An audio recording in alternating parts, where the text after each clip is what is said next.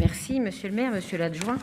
Alors, je voudrais d'abord anticiper ce que vous allez probablement nous dire, monsieur le maire. Oui, nous réclamons depuis le début de la crise sanitaire un accompagnement particulier aux structures associatives qui sont en première ligne ou encore aux compagnies culturelles et aux entreprises qui se retrouvent en difficulté. Doit-on considérer la situation de Terra Botanica dans ce même cas?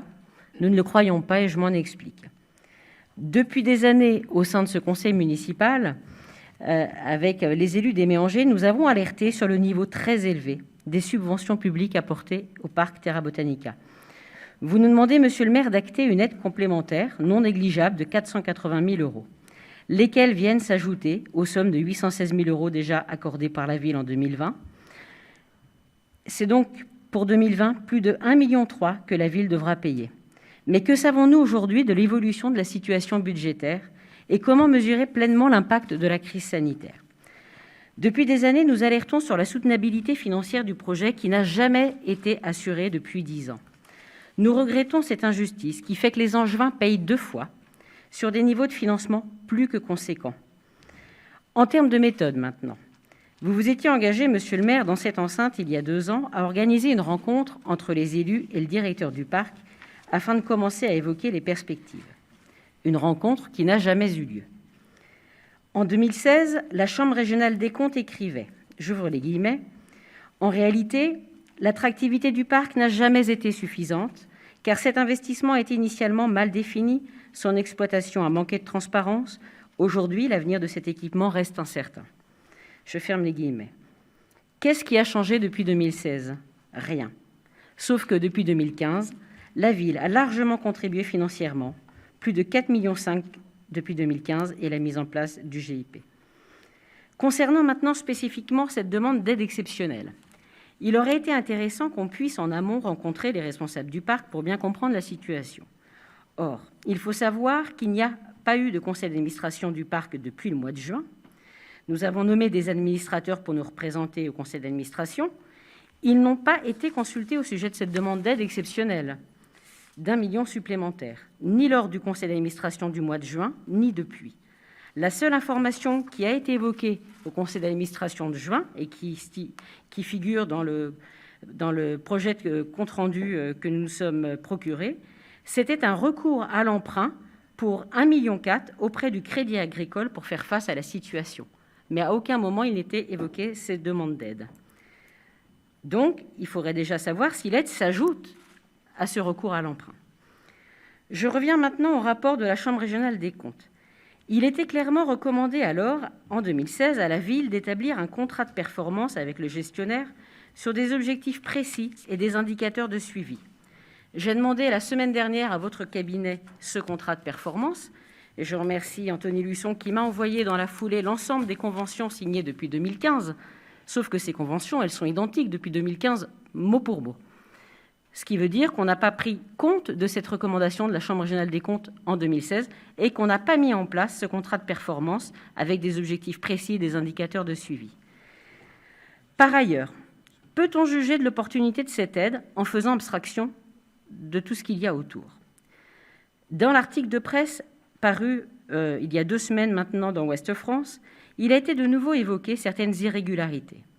La presse nous rappelle que l'enquête confiée au service régional de la police judiciaire a abouti en 2019 et que le procureur écrit alors, j'ouvre les guillemets, « Il y a eu une faute comptable qu'ont relevé les enquêteurs et avant eux la Chambre régionale des comptes, le procureur financier et le commissaire aux comptes. Des anomalies pour lesquelles vous aviez été alerté dès 2014, alors par Jacques Motto et Jean-Claude Bachelot qui siégeaient l'un au CA de Terra Botanica, l'autre au CA de la Sodemel, et qui concernaient le versement de plus de 4 millions d'euros via la Sodemel. Dans son rapport, la Chambre régionale des comptes évoquait, j'ouvre les guillemets, une délégation de services publics peu encadrée avec des déficits masqués. Je ferme les guillemets. Alors oui, je le redis, il y a un manque de transparence et des interrogations qui restent toujours aujourd'hui sans réponse et qui nous amènent en l'état à nous abstenir sur cette demande d'aide.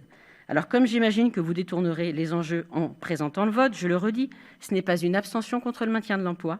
Ce n'est pas une abstention contre le parc, un parc que, comme beaucoup parmi nous, j'apprécie de visiter, mais bien contre une énième participation financière de la ville dans un contexte où nous considérons manquer d'informations et manquer de visibilité sur la suite. Je réitère d'ailleurs ma demande faite en commission des finances, que nous puissions rapidement se mettre autour d'une table dans le cadre d'un groupe de travail interne à la ville autour de la situation de Terra Botanica et de son avenir, car il y a urgence à réfléchir aux solutions à mettre en œuvre. Merci. Madame Camara-Tombini est sur un autre registre, mais je comprends à la fois le fait qu'elle souhaite en faire un combat extrêmement politique. Je veux simplement remettre quelque chose à leur place. Vous décidez d'avoir une lecture volontairement polémique. Vous avez essayé de faire feu de tout bois sur ce dossier, avec une pseudo-association de contribuables uniquement composée d'anciens membres de votre majorité. Je regrette d'ailleurs qu'on n'ait pas finalement suivi exactement la même technique pour nous interroger sur la régularité d'une partie des procédures que vous aviez mises en place. Je ne parle pas seulement des sondages et des doubles comptes qui ont pu exister sur la dernière année des Méangers. Mais si on avait appliqué la même grille de lecture aux différentes procédures de soutien que vous avez mis en place, il y en a eu un certain nombre, on aurait eu des choses à dire. Il se trouve que les électeurs n'ont pas été dupes et qu'ils ont tranché ça de manière propre. Le montant du soutien que nous apportons au parc Terra Botanica cette année, on va dire sur la base de l'année 2019, puisque nous n'avons pas les chiffres de cette année, c'est environ 3 € par entrée. Ce 3 € par entrée, il est à mesurer aussi en termes de retombées. En 2019, il y a eu, pour la seule activité d'achat et de fourniture du parc auprès du local, 3,9 millions de dépenses. Et sur ces 3,9 millions, 70% sont faites à l'échelle de l'agglomération ou de notre pôle. Ce qui m'importe, c'est bien la perspective qu'on est capable de donner. Et c'est notre obsession depuis le premier jour. Ça l'a été pour mettre fin à des gaspillages d'argent public injustifiés. Quand nous sommes arrivés ici, plus de 700 000 € pour une télévision locale, si je rapporte ça en nombre d'emplois, vous êtes mal placé pour donner des leçons, y compris quand on lance ce genre de choses peu de temps avant les élections, avec un mode qui consistait à en faire un outil de propagande, ou revenir sur le manque de courage politique que vous avez eu pour continuer à subventionner des vols low cost au départ de l'aéroport d'Angers-Marseille, autant de sujets sur lesquels nous avons pris nos responsabilités avec à chaque fois la même manière de procéder, des subventions qui allaient de manière diminuante.